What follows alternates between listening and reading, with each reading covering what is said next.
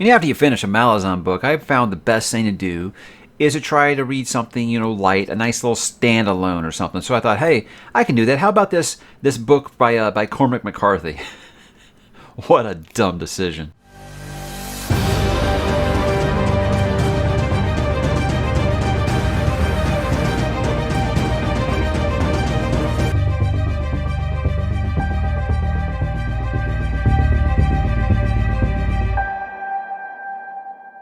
Hey, what's up, bookworms? Mike back with another weekly update. We are already past the halfway point of August here. We're just rolling through. I didn't even know what month it was there for a second. That tells you how fast this week kind of ran by, but another busy week, both on the channel and also lots of things to talk about. But where do we usually begin, guys? We begin with what am I reading? We're going to do that now. I did finish Midnight Tides by Mr. Steven Erikson. Now, halfway point at Malazan. It really is. It's not really the halfway point if you look at like page count, because I have on my Kindle, I am reading off of the complete Book of the Fallen, which is all 10 books in one file, and it says I'm at 43%. So going by page count, we are not actually at the halfway point, but we're going to go ahead and count it as the halfway point. And I am very happy to say, guys, that this has really I got my groove back with Malazan, because yes, book 4 was kind of a bump in the road, but it looks like that's all it was, because I enjoyed this book quite a bit. Still not ready to put it above Dead House Gates, but it's like right there. It's like a 1A, 1B with me right now. Very much has me re-energized for this read-along going forward, and I love where some things are going. So if we really are heading to the convergence arc, if you will, for the rest of Malazan, well, hey, it is time to buckle up, and I'm excited to get there. So it feels really nice, because I won't lie to you. Going into this book after House of Change, I was kind of like, oh man, it sure was a nice month in May when I wasn't reading. Was it May? June, July, August, whatever month it was where I didn't have a Malazan book. I was like, oh, it's a nice relief I don't have a Malazan book this month. And this one, it was like, oh man, gotta do that again. And yes, that doesn't mean that I'm not liking the series. Let me reiterate this for the 11th time here. It's just that these books can be work sometimes. So I'm glad that I am actually excited to keep going now. And I was ever really like unexcited as much as I was kind of dreading, because it was a lot of people were really starting to drop out of the read-along, and that kind of bummed me out. So the people that have stuck around, it's almost unanimous. Everybody has really enjoyed this book. So that's exciting. It seems like at this point, guys, you're past the halfway point now, or, technically not. But, you're past the halfway point now. Let's finish this fight. Let's go. We got less than a year left, and we'll be headed on to bigger, maybe not better things. We don't know. We'll find out when we get there, but I'm excited where it's going at this point. I also finished reading Jurassic Park by the amazing prophet himself, Michael Crichton. This is a book, guys, it is every bit as good as I remembered, if not even better. What I've said last week is I felt like this is very much like The Shining of the action adventure, science adventure, whatever you want to call it, in that both the movie and the book are very different, but they are both spectacular. This book is just as awesome as it always was. And I said I know it feels almost kind of bandwagony or trendy pick to say that this is Michael Crichton's best book, but guys, it has the legacy that it does for a reason. This book has spawned a exceptionally profitable franchise for the past 30 years, for good reason, because it all started with an amazing story inside the amazing brain of Mr. Michael Crichton, and this book lives up to its legacy. And guys, it's so good. If you've never read Michael Crichton before, you can jump in with this one. It's so good. It has aged so incredibly well. And again, a lot of the ideas he had in it, usually I'll say with the science and that stuff, like, well, look at that. He was like 5 years ahead and it all came true. Well, we haven't made dinosaurs yet that we know of.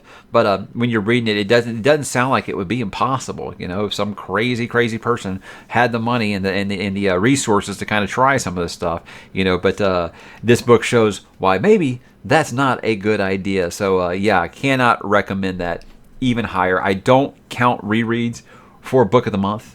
But if it was, it would be far and away the winner of Book of the Month, because it's just, it's one of my favorite books. So it's my favorite book by my second favorite author of all time. And it's one of those things where you get worried that something's going to be nostalgia, and you go back to it, and it's not as good as you remembered. It's even better. It's even better, guys. So if you haven't read any Michael Crichton and you're still thinking about jumping in, guys, Jurassic Park is a perfect spot to do it. I think you will have a blast. And then I resumed Berserk. I started picking back up Berserk on the old iPad here. I don't know if I got it like on a page or whatever I can show you. But yeah, well, I don't know if you can get anything out of that, if you can even see it. Anyway, yeah, I'm reading that on digital because those deluxe editions are stupid expensive. And ever since he passed away, they're too hard to get. So yeah, I'm reading on the good old iPad here. Did I say Kindle? I did say Kindle, didn't I? Well, this is an iPad, not a Kindle, but you know. Anyhow. So I picked back up on the Falcon of the Millennium arc, and it started off really great. You know, Guts and Zod are just fighting each other. This is stuff I'm here for, right? So I'll be continuing with that, and then after I finish that arc, then I will go back and finish Death Note. So that's the plan right now. I kind of don't want to try to do those at the same time, or I'll just take forever to finish both. So back on Berserk, I missed my family there, so I'm back into that, and that kind of leads me into what am I going to read. Now, we did start a Discord read-along. It's not a channel read-along, but there is someone on the Discord that is hosting a read-along for Blood Meridian by Mr. Cormac McCarthy, and I read the first chapter today, and oh my god, you guys. I've said before that several times of Malazan, I like stop and look up and kind of stare at the wall and be like, maybe I'm not smart enough for this? I feel that way with it. What is this called? Like third-person present tense or something, the way that he writes, and he doesn't use quotation marks? I was wondering if like I had a bad copy when I first got it, because I read The Road, and if he was like that in The Road, I don't remember it being like that. I don't know. So this is only the second book I've read by him, but what I kind of joked about there, saying, hey, nice standalone, you know, nice little palate cleanser. This is not a palate cleanser, because right now I'm like, man, this is actually almost making Malazan seem easy to follow by comparison. But again, there's only one chapter. But from what I understand, that was what a lot of people have said, that this the writing style of this book is very, very tough to digest. So I'm okay doing like the one chapter a day kind of thing. I don't know, because yeah, I did one chapter and I was like, what the hell did I just read? So it's definitely, I think that there's gonna be a lot of DNFs on the server with this one because of that writing style. I'll finish it. I'll make myself finish. I'm not worried about that. But I bet you right now, I think we had like 30 people when it started, or it started today. But you know, some of us cheated and started a day early. Sue us.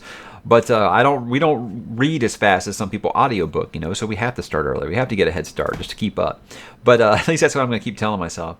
But I bet you not even half of that number finish it, just because of how jarring that writing style can be. I don't know. We'll see. You might take the under on that one. But right now I'm saying I bet less than half actually finish this book just based off of that writing style that I saw.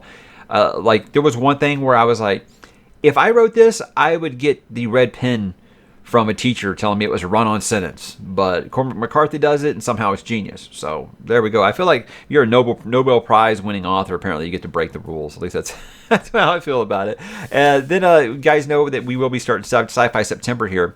So I got 11 days before that just to finish Blood Meridian here. And I thought, you know what? I can get a head start on Sci-Fi September and read a book that I don't actually have on there, which is Mr. Douglas Adams' Hitchhiker's Guide to the Galaxy. And the reason I want to do this is because I am going to be doing a Why You Should Read for this in Sci-Fi September. And I said, it's been a few years. I'd like to reread that. But you guys, this is a book literally you can read in a day, 2 days tops, because it's just that good. It's just that funny. And it's just that easy to digest where you really can just kind of binge through it. It's very, very quick. And it's very, very fun. So I have no problems revisiting that. But I wanted to revisit that before I got into the why you should read on it, because I think there's lots of things that I'll probably not really have forgotten about, but there's things that will remind me that I want to discuss when we get to doing that why you should read. I think that'll be a lot of fun to talk about, because there's a lot of people who still think that, oh, well, is that like a kid's book? I don't know if I should read it. And no, it's not like that, guys. It's like saying, would you still watch Monty Python like today, even as an adult? I think you would, and I think that you would still enjoy Hitchhiker's Guide. We'll talk about why. Then I'll just finish up Wisdom of Crowds, because I am going to be talking to Joe Abercrombie very soon, and I'd like to be done with that book before I speak with him, just in case. You know, I don't think that we're going to talk any spoilers or anything like that, but just in case, I'd like to say that I am finished with it, since, he did personally make sure that I got a review copy, so it'd be nice to say, oh yeah, and I finished it. So, with that, I've had people ask me on Goodreads, oh, is it just not that good? And I'm like, guys, this is just like I did with, what was it called? The Bloodsworn book by John Gwynne. Is Shadow of the Gods, was it something I didn't want to read? No, I did. I have an embargo date when I can release these reviews, guys. and I like it to be fresh in my head. So I don't want to finish it and then try to do the review 6 weeks later. I don't like to record it in advance because what if something changes, or what if I lose the review or something like that. So I don't like to record these things ahead. So I like to take my time, take it up to right before the release, and then record my review so it's very fresh in case there's anything else that I want to say in it that I might have forgot about back then. So it's not anything about the other content. Obviously, this is Joe Abercrombie's First Law. This is my favorite fantasy series, guys.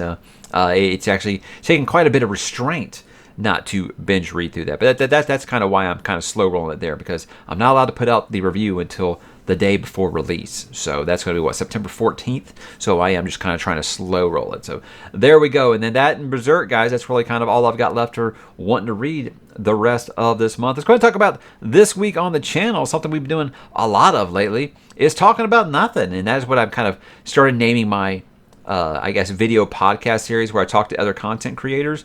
Is just calling it Talk About Nothing, because we have no plans. We make it a point to not talk about anything that we're going to discuss before we just turn on the microphone, turn on the cameras, and just start talking and see what happens. Just like we're just sitting down in a coffee shop and we're just going to have a conversation about, hey, what are you reading? What are you doing? What do you like? What's going on? Just see what happens and see where those take us. Well, this time I talked with Mr. Philip Chase, who I think that he and I could probably talk for about 6 hours and not run out of things to talk about. He is ever the gentleman, ever the scholar. He is just a wonderful human being. And I can't thank him enough for cutting out that time. Both of us, we got families and kids, and he's got school starting up here pretty soon. And to be able to cut out that kind of time just for us to talk, I do appreciate him making the time to do that, because it's always a fun time to pick that wonderful brain of his and see what's going on. It's lots of fun conversations in there. Like I learned apparently that Philip thinks that if you don't like J.R. Tolkien, apparently you have daddy issues. You'll have to watch that video to see the context there. Then I did my book haul for July of 2021, which is basically a birthday book haul, because I did get a much bigger book haul because lots of people sent me birthday gifts for my August birthday, so they sent them a little early, and I could not say thank you enough to some of those people. Some of the ridiculous things that I got this month, and it's absurd that people are just feeling that friendly to send me something like they have. Anything at all, no matter how big or small, I always appreciate it, and I like to show this to people. And I think someone on the comments said that the book hauls are basically show and tell for adults. I think that's perfect. That's a perfect way of putting it, because I try to talk about each book a little bit before I move on to the next one. And sometimes, I don't know anything about them, so I just kind of see what's going to happen. So it's just like to talk about nothing. Turn the camera on, see what happens. That's kind of how this channel was born. And then we talked about my reading plans for Sci-Fi September. Now, it wasn't just my reading plans. I did list the 5 books that I plan on reading sci-fi wise on the channel for September. It isn't going to be like Fright Fest last year, where the entire month is just one theme. I'm going to talk about all the other things like normal, like I do. I'm just making a point to highlight some science fiction that month, because I did say I wanted to inject more sci-fi on the channel this year, and then moving that Malazan read-along up really kind of threw a wrench into those plans. So with that, I just want to kind of talk about some content that I'm planning on doing this month that is sci-fi related, and then of course the Sci-Fi September reading plans, and 5 books there that you guys want to join me on it. Hey, watch that video and you can join me on some of those. Obviously the big one being the Dune reread. Got lots of people on the Discord that are joining me for my Dune reread. This will be my 13th read of Dune since I was a 15-year-old. So I'm excited to pick this up for the lucky baker's dozen here. I'm excited to dip into it one more time, this time with a group of first-time readers actually joining me. So I will be mod deep leading you through the Arrakis Desert, guys. It's going to be lots of fun. I can't wait to do it. Then I did off the books for this month, and it was one that I was kind of iffy about doing, because you get a lot of, I don't know if you guys know this, you get a lot of stay in your lane people on YouTube comments. A lot of people, anytime you kind of sway away, and I'm real big, like I say on this channel, about stay on brand. Stay on brand, stay on brand. So when I do the off the books, I do usually try to keep it somewhat related somehow. But this one, it really went out of left field here, and it was to talk about keto and how I felt like keto changed my life. Now, I did kind of bring it back into books and say, hey, it helped clear my head. It made it where I went from reading 10 books a year to reading 50 books a year, because I had no more brain fog, things like that. So that video, I feel like there's a lot of misinformation out there about it. So it's never a flex or a brag or anything like that. It's really, there's a lot of misinformation out there about it, and I like to pay it forward on these kind of things, because it changed my life mentally. And it wasn't just the weight loss. It was lots of things that it fixed up here. And I wanted to make sure that I kind of got those across about how I'm able to stay positive when I get those really ridiculous comments and things like that. It's just something that it's a lifestyle change, and it will change your life because of it. So I want to make sure I kind of got that message across, and most people have had very positive things to say about it. A couple of, hey, stick to book reviews and things like that. That's going to happen on any off the books section, I think, or whatever. But guys, I am a human. I do have other interests besides just books, and I do like to provide positive influences for other people. And I think that keto can be something that can be very positive change for someone else. So I'm always going to kind of be anytime I can give any kind of positive message, I'm going to do it. So if you feel like I need to stay in my lane on things like that, hey, maybe you should skip the off the book segments, because they're only one every month or every other month or so. So I think you'll be fine. I won't be mad if you guys just skip that video if you don't like it. Definitely don't want anyone feeling like they have to watch everything I produce if they're not interested in it. But let's go ahead and talk about some next week plans here. I know I was doing the Dark Tower 3 review for the Wastelands this week. I had a scheduling conflict that kind of messed some things up, and then we had our open house at our school for our kids tonight, mixed along with my wife's birthday. So I kind of ran out of recording time this week. I got the intro done. I've got my bullet points that I want to talk about in it. I just didn't have time to record it. So I'll do that this weekend, have that review up early next week. But more Stephen King on the channel this week. I'm going to be continuing my Stephen King Palaver series with very, very special guests. This has been in the making for over a year, guys. Finally, Jaime Enfuego from the Horror Show is going to join me, and we're going to talk about Stephen King. And the plan is right now is for him to come on my channel, do that, and then I'm going to come on his channel at an undisclosed time and just kind of have the same kind of talk on his channel for his viewers. And I'm excited because, guys, Jaime was my influence for doing the Into the Multiverse series that I do. He reviewed every single Stephen King book as he read them. And I said, you know what, I want to do this kind of in publication order, but kind of focus more on the multiverse connections and things like that. So being able to talk to the guy who really influenced me is one of the big influences for me starting this channel, because at the time I had no idea that people would do book reviews on YouTube. So I'm very, very pleasantly surprised that he knew who I was when I first started doing the Stephen King stuff. So it's really cool. It's really cool. It's like meeting your heroes kind of thing. But since then we've developed a friendship. We've gotten actually to be really cool with each other. We talk every time there's a Stephen King release. We have a big text conversation and stuff. So I'm excited to have him on here and talk about how King influenced our lives. It's gonna be a great, great talk, and I cannot wait. I'll also be doing my spoiler talk number 2 for Midnight Tide. So hopefully you guys are done with that by now, and you can watch that spoiler talk again. What I said in the first one is I hope you guys aren't coming to me for answers, because I don't know if I'll have them, but I did enjoy the book a lot. I'm going to talk about all the things that I loved, and probably the things that I missed that I'll get dragged in the comments for. But at this point, that's part of the fun, I think, is just seeing all the things that I missed. And I might be I don't want to say eating crow as much as just being like, I can see now why a lot of you guys are saying, hey, on a reread, this is better, because Troll Singar didn't move the needle for me at all in House of Chains. After this book, he's maybe a top 10 character for me in this whole series. So it's exciting times ahead in the Malazan universe, and it's going to start by talking about the spoiler talk number 2 for Midnight Tides. Then I got a big change in the schedule this week. I was going to be doing my Sphere review for Michael Crichton for that great reread.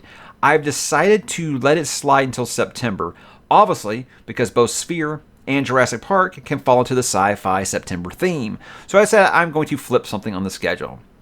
I'm going to move that down into September, and something I had planned in September is going to move up. And what is that, you might ask? How about a why you should read? And how about one that placed very high on that flash poll that I did a little while ago? How about a little Robert E. Howard and some Conan, the freaking Cimmerian? I can't wait to talk some more about this character, because I think reading about Karsa Orlong in Malazan House of Chains really made me remember just how much Conan is one of my favorite literary characters, and I don't feel like Robert E. Howard gets enough credit for the just what he is meant to this genre, the father of sword and sorcery. And it seems like almost no one I see on this channel ever has actually read it. So if I can influence some people to pick up Mr. Howard and read some Conan, I think you're going to have a great time. Conan's so great, guys, because it's low commitment. Most of those stories are 15, 20 pages tops. So you really can just kind of fly through them if you want to. But it is, you got to realize these stories are about 100 years old. So sometimes it's like Lovecraft in that the writing style can be a little tough to get into. But we'll get into all of that with a nice why you should read. I was putting together some quotes today to make that intro, and it's hard to narrow it down to quotes that I want to use because Mr. Howard had so many great quotes. But I can't wait to talk about this character, one of my favorite literary characters of all time. So I'm excited to dive into that. So that's what we're going to be doing next week, guys. Let's talk about a little not book stuff. Let's talk about some TV and movie talk. A couple things here. First, they released a trailer for Midnight Mass on Netflix. This is Mike Flanagan. I've said before on this channel, I think he is the best director working in horror right now. This is the guy that did Gerald's Game. This is the guy that did The Haunting of Hill House. This is the guy who was going to do Revival, but they screwed that up. But, this is the guy that did Dr. Sleep. So he's a big constant reader. He's a big Stephen King fan. But what I said he does with horror better than anyone is a lot of times in horror, they always have let's just get a bunch of characters in there just to be lambs to the slaughter, just for a high body count. Well, he said, why don't we make the viewer care about these characters? That way, when they do get slaughtered, it means something more than, just them laughing at how ridiculous the kill is. So I think something that no one develops characters as good as him in this genre. So whatever he makes, I'm going to watch. I would be lying if I said I wasn't disappointed just a tad in Haunting of Bly Manor. I think that I wanted it to be more horror, and it was very much more a ghost story kind of thing like that, more than it was straight up horror. So it wasn't that I was disappointed. It's just you had such big shoes to fill with Haunting of Hill House. With this, guys, I have no idea what this is about. I watched that trailer, I have no idea. But it says directed and written by Mike Flanagan. I'm there. I'm going to watch it for sure. So that comes out September the 24th. I would say, hey, that'd be something really fun to move to October for Halloween, but it's Mike Flanagan. I'm not going to wait that long. So my wife and I have watched everything that he has put out. My wife is not nearly as into horror as I am, but when I start bringing up all the stuff that Mike Flanagan has done, she said, oh yeah, I like that one a lot. So yeah, he's definitely doing something right there. What else? We got the first cast photo in costume for the main players of The Wheel of Time on Prime Video. I don't have a lot really to say about this, guys. When I first started this channel, obviously I started on Wheel of Time stuff, so I was going to tie in some stuff about the show. And I felt like anytime I voiced any opinion about anything on the show, I just got kind of just raked over the coals in the comments. And I just decided I'm not going to talk about this show because apparently it's just a lightning rod for people to be just pissed off. About this photo, I would be lying if I said I didn't wish the costumes looked a little better. As far as the cast, that ship has sailed. I'm not touching that one again. I'll just say, as someone who has a minor in marketing, I am very, very, very. I think the person who has been put in charge of marketing this show should be fired.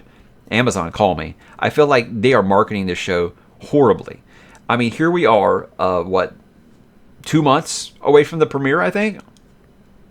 3 months? Okay, we don't really have an exact date, but we're less than probably 100 days from the premiere of this show. We don't even have a teaser trailer yet. We're just now getting a first look in Entertainment Weekly. It's not that you have to put a trailer out to be successful. I just feel like it's like they think they have Lord of the Rings here or something. And look, this series is very popular to fantasy fans. To the casuals, they've never heard of it. I could go to 10 in real life friends right now that don't read fantasy and say, what do you think about Wheel of Time? They'd be like, I have no idea what that means. With Lord of the Rings, they've been like, oh, well, I've heard of it. I've heard of The Hobbit. I might not have read it. Wheel of Time, I feel like you really need to get those casuals. Right now, it feels like they're making this show for a small group of fans on Twitter. I feel like that's what they're doing with this show. And guys, you need to be getting the word out there. You need to be getting some advertisements out. You need to be getting some previews out. You need to be putting some behind the scenes stuff together. You basically need to be doing a why you should watch The Wheel of Time. And I don't feel like they're doing that yet. So unless a plethora of marketing materials are coming out very soon, I think that this has got to make, guys, these episodes are supposed to be very expensive. And they're going to need some viewers if you want this show to get to a season 3. People are like, oh, it must be a huge success because they've already greenlit a season 2. Guys, when you sink this much money into a show, it actually costs more money to cancel a show after one season. So they will go ahead and greenlight a second season just to feel like their investment has been worthwhile because they paid so much for those set pieces, for that costuming and all that stuff. So third season's when you think, okay, this show's actually got some success. So there needs to be some eyeballs on this. If Amazon's really pouring as much money into this as has been rumored, there are some rumors going around that they're paying like $20 million an episode for this, which I hope, because it would need that kind of production value to be really, really good. I think if that is the case, then hey, you know what? I'll be fine with some changes to the source material as long as they're being serious about it. They're taking it seriously. I don't want another Shannara here, guys. I would rather get Witcher. You know, we're not getting Game of Thrones, guys. Stop. Just quit pretending that that's going to happen. That was lightning in a bottle. I don't see that one happening again for a while. I think that if this is done really, really well, it could be at least as good as The Witcher. I think that that should be the measuring stick right now. Say what you want about Witcher, you didn't like it, but you know what? That was a big hit for Netflix. Big hit. So much so that they just gave that showrunner like a big deal with them for other stuff on Netflix. So that was a very big hit for them. And Amazon needs this to be a hit for them. So I think they need to get on the marketing team's ass and tell them, hey, you need to start getting casual fans interested in this, not just the fans that are on the internet for Wheel of Time. So there is my gripes about how they're doing Wheel of Time. As far as the picture, it's cool. I mean, look, I'm glad the actor playing Perrin bulked up a little bit because I was really concerned about that. Everybody else, I don't really know. Rand, I'm glad he's a redhead. I mean, there's that. I haven't been following this as well as I would have. Like I said, I feel like I got chased off of it, so I haven't. But when they hired the actor playing Rand, he couldn't speak English. So I hope that has been remedied in time. So I'll be interested to see the accents and things like that. Apparently, they're all using British accents. I think that's something that's said in that article. So we'll see, guys. We'll see. It's one of those things that I just say I hope for the best, but expect the worst. But I would really love for this to be great, because I think that if they realize what it is that they have in their hands here, this could be humongous. But they need to be taking it seriously, and I hope that they are. And I feel like if they would show us some more of this, we would feel like maybe, okay, yeah, I can see now they're taking it seriously. Because right now it's just like, not only is it they're not marketing, but every little bit of marketing they do, it just seems like a disaster. Like showing us stuff that all that they're doing is showing us stuff that they've changed. Like, are you trying to get fans to turn against you? I don't know, guys. But hey, fingers crossed. I would really love for it to be great. Now, running a little long here, as usually these weekly updates. I tend to do this, guys. It's just how vlogging goes. You just kind of start rambling.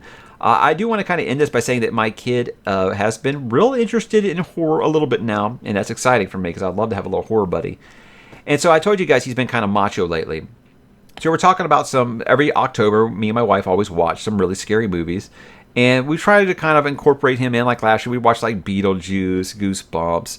But we kind of move it up each year. And last year, I showed him Something Wicked This Way Comes. And so he said, okay, you're ready for the next step. What do you want to watch? He said, I want to watch It. I'm like, whoa, okay. But he wanted to watch the old one, the 1990 one. So we watched It 1990 miniseries, which very controversially, and me and Jaime will talk about it, I bet. I still think that this is the superior adaptation of the source material. And it's not just because they changed it from the 50s to the 80s. It's just, it stayed very, very true to the book as much as every iteration that Pennywise takes in that. But he enjoyed the movie. He really did. He liked The Losers Club a lot. He liked Richie because he made all the voices. But he really did enjoy. He kind of brought up something that I said when I reviewed The Body. He said, this really kind of feels like Stand By Me, but scarier. Like, yeah, that's a pretty good way to put it, because I said I did feel like Stand By Me was kind of like the blueprint for what he was going to eventually do with it. So as far as the movie goes, yeah, look, guys, it was a TV budget. All the violence is cut out because it was made for TV. But it's an iconic performance, I think, by Tim Curry. But I love that Losers Club cast. The young losers were obviously much better than the adult losers. But the young losers they were spectacular. They were really, really well cast, really well acted. And, you get, 7 kid actors together. You never know how that's going to go, but it went really well. And then you got Tim Curry, who just buried himself in that role. I mean, he just went for it. That scene with it is your refrigerator running is still just so campy, so over the top, somehow it works, because Tim Curry is an icon, and a legend, and I got nothing but respect for that man's career. One of the best character actors of all time, and actually, believe it or not, a really good singer too. Look up some of his his albums and stuff from the 70s. Really good singer. Who would have guessed a guy with a voice that good could actually sing, right? But guys, that's kind of all I got this week. It was kind of a long one, but hey, anytime we start talking about this much King and stuff like that, I'm going to start rambling. It's just, it is what it is. You know, you read a lot of Malazan and now Cormac McCarthy, you just start stringing together these run-on sentences. It can kind of happen. So guys, what was your week like? What are you reading? What are you watching? What are you playing? What are you listening to? Drop in the comments and let me know, and have yourselves an awesome weekend.